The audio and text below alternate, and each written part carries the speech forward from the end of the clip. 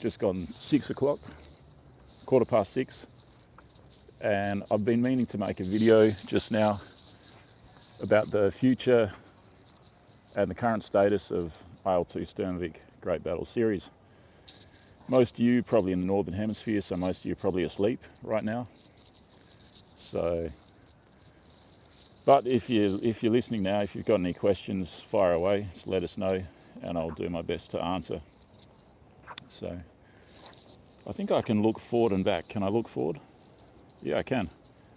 So like I said, it's 6:15 in the evening, and I'm out the front of the Melbourne cricket ground in Australia. One person watching, hello. 07, salute.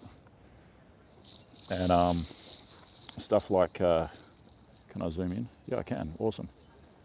Statues and stuff like that, like sporting kind of statues. Huge, big, it's a stadium, so it's a huge, big building. Pretty impressive. But I'm not going to the cricket today. I'm actually going to the tennis today. I'm going to see the semi-finals of the men's tennis of the Australian Open at Rod Laver Arena. Today is January the 26th, and today is a special day in Australia. Today is Australia Day. And this Australia Day is controversial because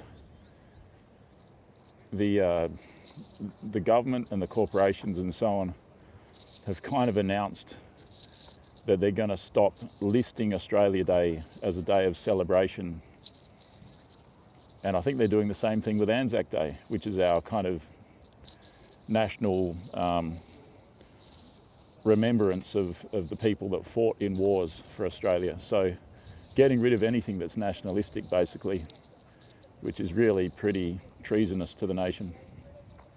So I don't like that at all. So I felt extra compelled to come down here and just do something meaningful for Australia. So I've come to the city, come to Melbourne, and to watch the tennis. My tennis match is at 7:30, so bit of time to kill. So we're just going to walk down towards the river, and yeah, I've been meaning to make this video about Sturmovik and about its current status and its future. This is not a comprehensive video, just a few things here and there. So one thing is, I think that there's Chinese money involved. So I think primarily this is just my intuition. I think the investors are primarily Russian and Chinese. So under the former executive producer, the game veered towards the Western theatre, like with Bodenplatte and with Normandy, which was fantastic. Like for me, that's perfect. But now that Jason's kind of moved on to bigger and better things, I think they might go back towards more of a Russian-centric kind of a theatre approach. And because there's Chinese, potentially, I'm just guessing, my intuition is there's Chinese investors.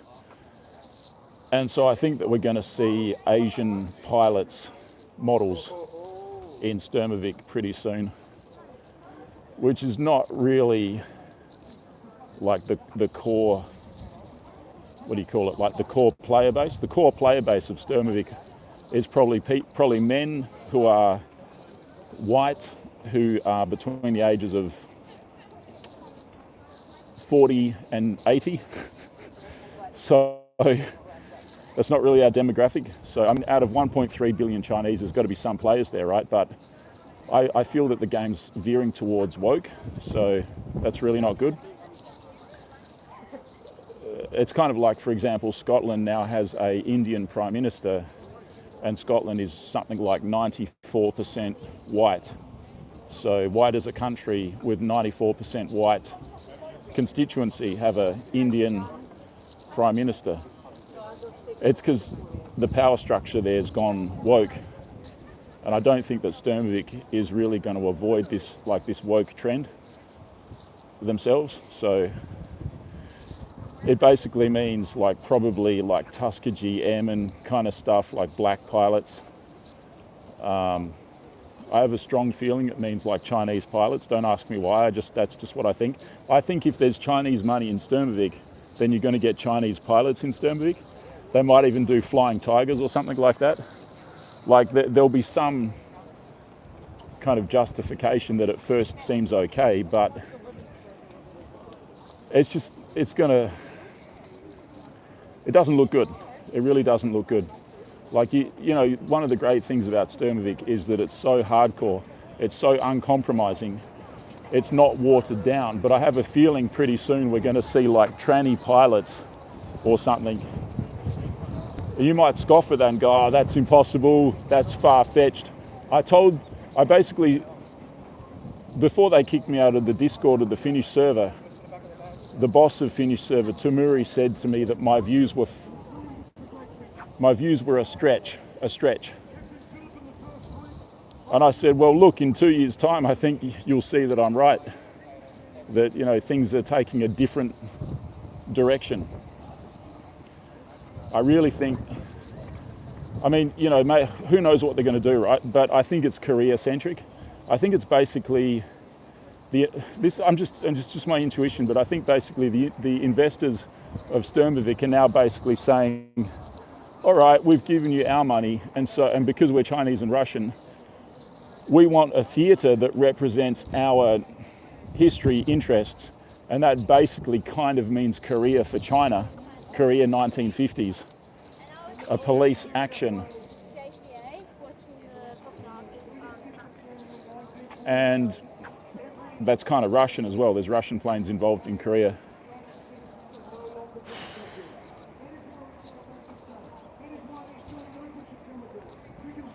So that's kind of bad, you know, like one of the great, like listen, the current executive producer of Sturmovik is Han, Daniel Tassiv.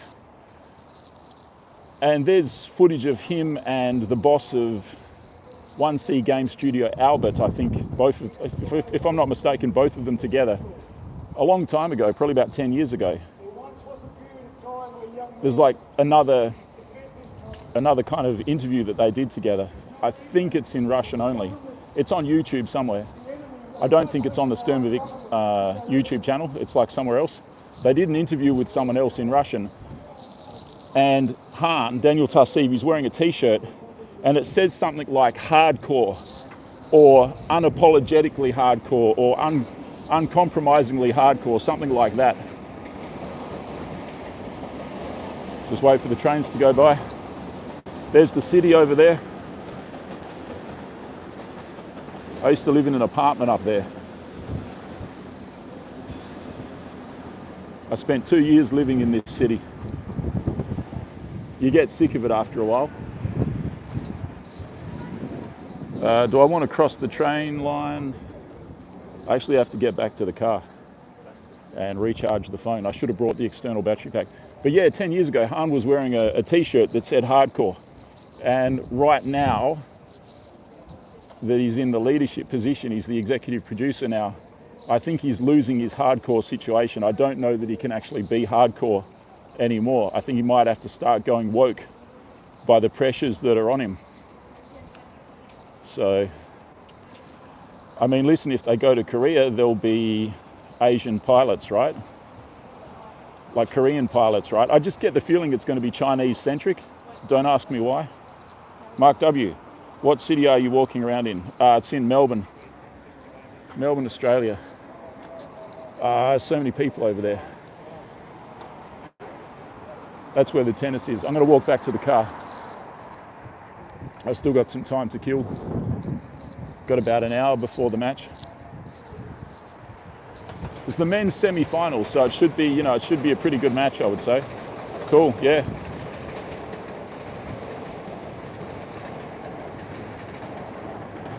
So yeah, I mean, like what I would like to see is I'd like to see the 8th Air Force versus the Luftwaffe. Like it's basically a high altitude battle over Western Europe. Like if you ever read a book on that subject, you'll be amazed at that whole battle. It was intense. And potentially the RAF, although they flew at nighttime, but potentially that as well, in the same theatre, just at night time.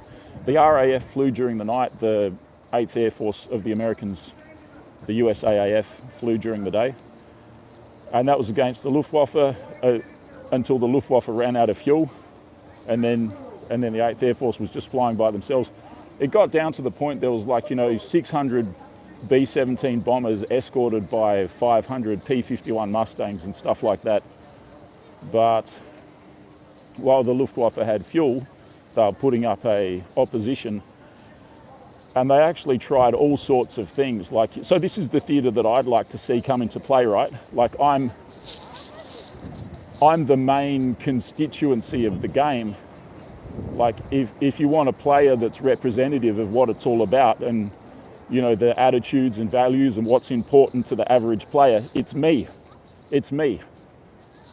So I just get the feeling we're going to end up with Chinese and somehow Indian pilot models, and probably black pilot models, and quite possibly tranny pilots down the line. I really think that something like that's going to happen. There's a cricketer there doing some bowling. It's a pretty good statue. Who is it? Dennis Lilly. So that's Dennis Lilly there.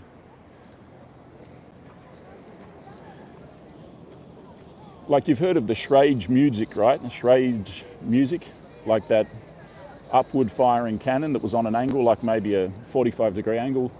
They had it mounted in a night fighter that was, say, a BF-110 or a Ju-88 or something, and it would fly underneath a bomber like a Lancaster or a Wellington or a Sterling or something, and it would fire when it was underneath the bomber.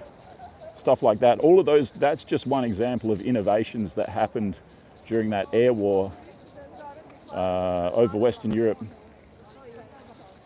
between the Luftwaffe and the 8th Air Force and the RAF. To me personally, that's where it should be going. But where it's actually going is it's going to Chinese pilots, Indian pilots, black pilots, probably Korea. It's just going to get dystopian. So, I mean, all the technology and everything's there, but the game has had the game has been fantastic. It's been uncompromising. It has been hardcore. Melbourne Cricket Ground. That's one of the entrances there. Gate 2. So yeah, I think it's going to take a turn for the worse. I really think that. Look at how much pressure and influence there's been on big brands and their marketing and that sort of thing. Every single advertisement that I see on television or on YouTube type thing, I don't watch TV, but you know what I mean. Every single one of them has an African woman with an afro hairstyle. Doesn't matter what it's for, if it's for IKEA or if it's for Gillette men's shaving razors, it's got an afro hairstyle black woman, So this kind of stuff is infecting IL-2 as well. There's a tough world situation as well right now. So IL-2 has mostly Russian personnel. I think technically it's probably based in like domiciled in Cyprus or somewhere, but it's basically a Russian company. There's nothing wrong with that. But world events, you've got this kind of 1984, what was it called? What did they call the far off land that they were always fighting? Was it called Eurasia or something? So you got this Western Europe and USA versus Russia thing going on, which I think is mostly manufactured. You've got the Ukraine war, which is just horrible. It's basically a brothers' war. And so under these conditions, Russian companies are embargoed, if that's the word, embargoed, sanctioned. They've got sanctions on them. So that's potentially devastating. They've also got the ruble has been massively hit repeatedly over the decades. Like, imagine if the currency of your country got decimated periodically and lost all of its purchasing power. That's what's happened to the ruble. So there's huge external pressures on that one tiny little company. I think the company's kind of mandate as well from its original investors is make the Russian military look good. Again, there's nothing wrong with that. Top Gun makes the American military look good. You know, each country does its own kind of thing like that. It's totally fine. But the mandate then is not do a Western European theatre. That doesn't conform to the original kind of criteria that they probably would have wanted. So yeah, I don't really see things going the way I want them to. So Internet Tough Guy, 1C Russian, they're not doing blue-haired pilots. Let's hope not. And why not Chinese pilots? So many people want to see more of the war in the East. The Sino-Japanese side of the war was huge. They were using all sorts of planes. Yeah, it's not, that's fine, but it's not really my jam. So, like I said, like the people that play the game, they're white men that are between the age of 40 and 80. They're not Chinese people at all. Not even Japanese people. Some, but not many. So, where the heck did I park? I should have brought my external battery pack. There I am.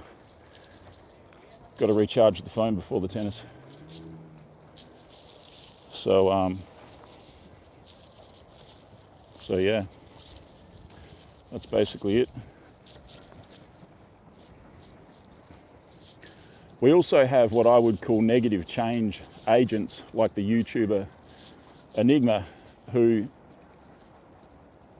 his latest video, I didn't watch it all, but I saw the very first thing that he put in his video was stock footage of Sikh Indians in a Western European style living room.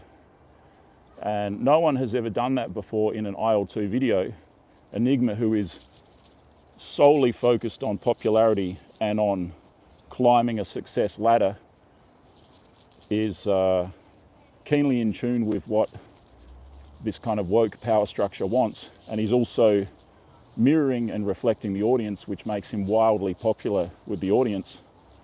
So with this combination, people like that, change agents, are going to heavily veer Il-2 in a woke direction, which is really bad for Il-2.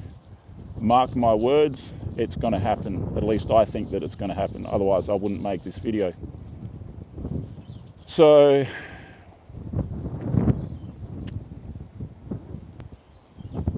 pretty sad situation, really. It's definitely not ideal.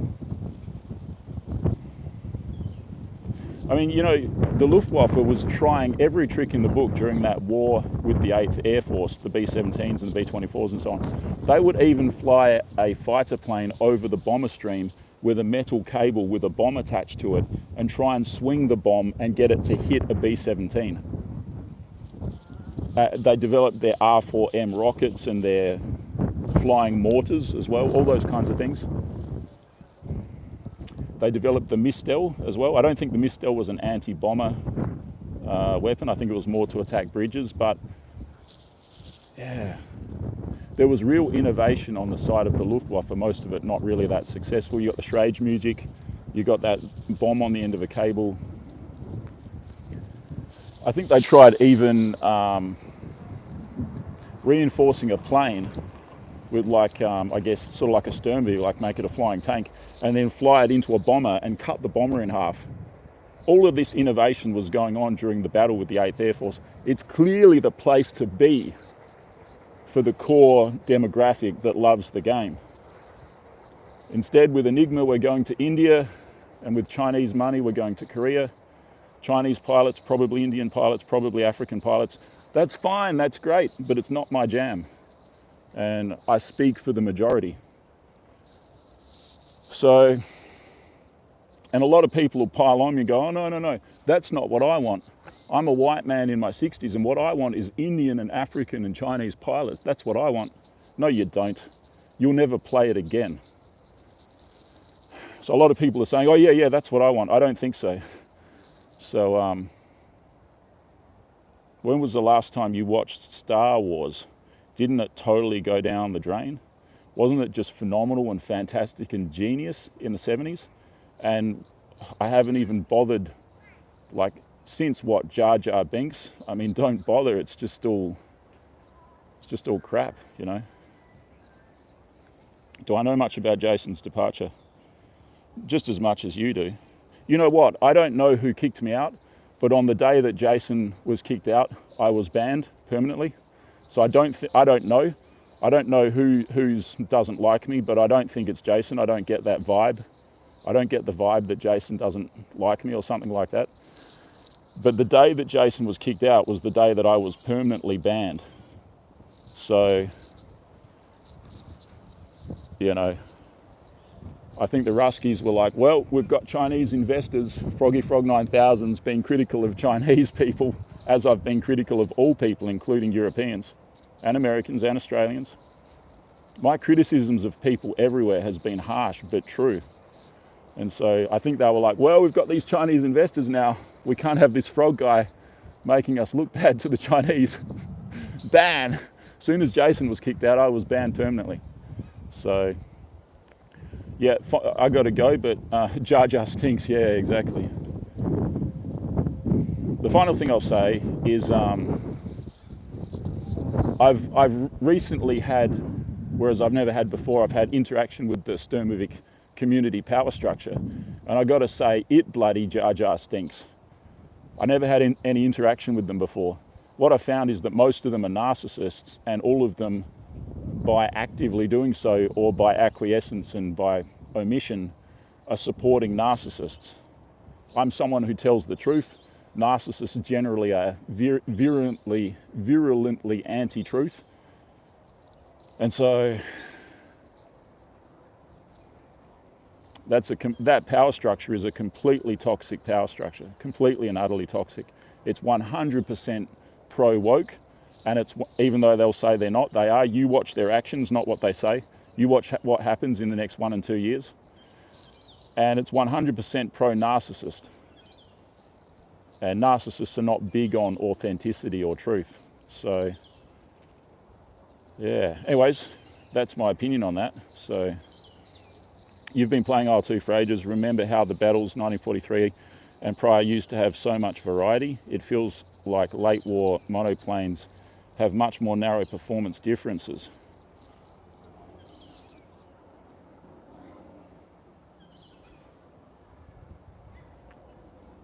They're all a lot more high performance, that's for sure.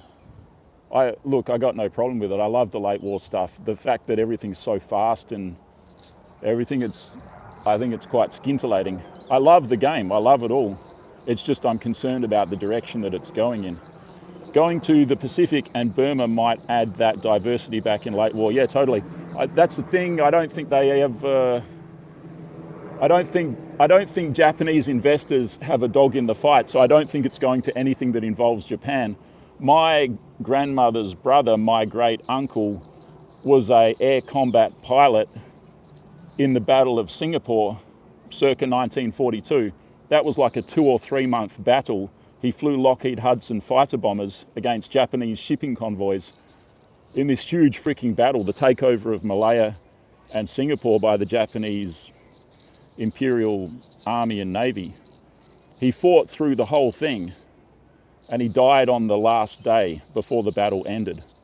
So, and he got the Distinguished Flying Cross for his service. So yeah, look, I'd love to see like Southeast Asia. That'd be great. That's like the Japanese versus the British. There's also the Dutch were there, I think, with Brewster buffaloes. So,